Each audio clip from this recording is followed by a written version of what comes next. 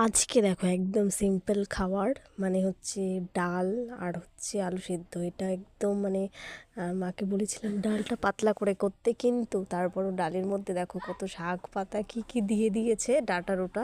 যাই হোক, খেতে খুব ভালো হয়েছে।